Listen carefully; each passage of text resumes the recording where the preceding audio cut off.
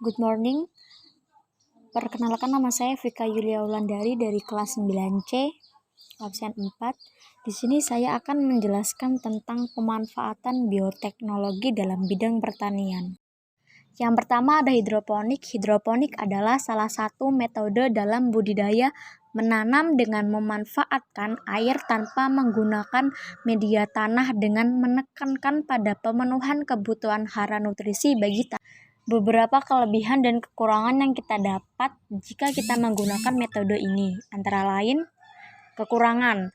Kekurangan yang kita dapat adalah dalam metode ini memerlukan biaya yang lebih besar dan kapasitas air media substrat lebih kecil daripada media tanah, sehingga akan menyebabkan pelayuan tanaman yang cepat dan stres yang serius.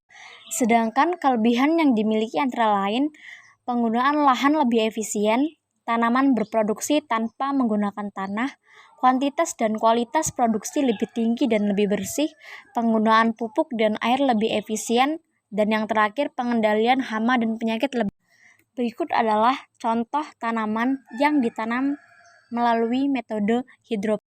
Yang kedua ada kultur jaringan. Kultur jaringan adalah suatu metode untuk mengisolasi bagian dari tanaman seperti sekelompok sel atau jaringan yang ditumbuhkan dalam kondisi aseptik, sehingga bagian tanaman tersebut bisa dapat memperbanyak diri hingga tumbuh menjadi tanaman-tanaman yang baru kembali dengan sifat yang.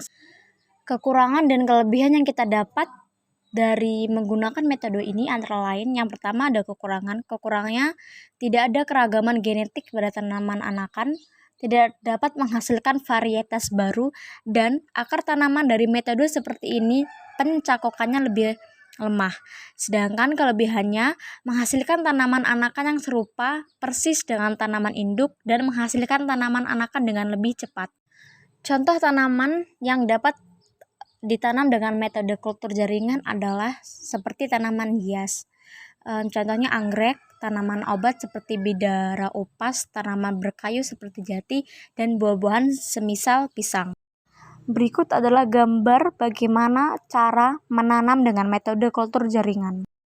Yang ketiga, vertikultur. Vertikultur adalah sistem budidaya pertanian yang dilakukan secara vertikal atau bertingkat, baik di indoor maupun outdoor.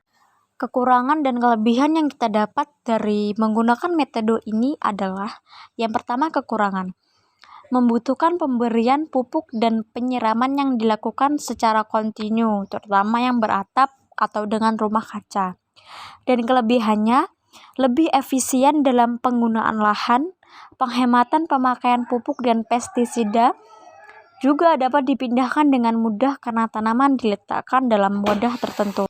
Berikut adalah contoh tanaman yang ditanam dengan metode vertikultur.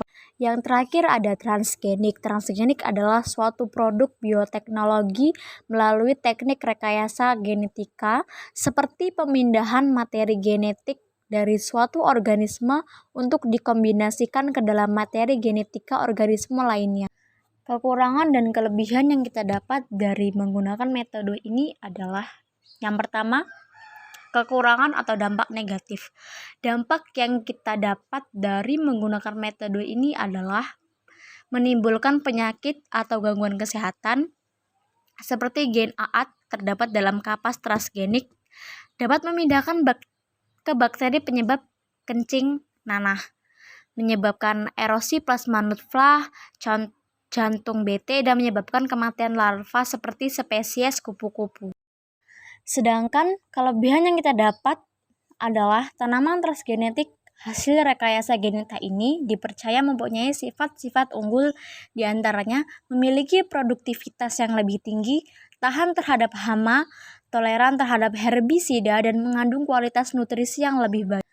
Berikut adalah cara menanam dengan tanaman transgenetik. Thank you for watching and see you.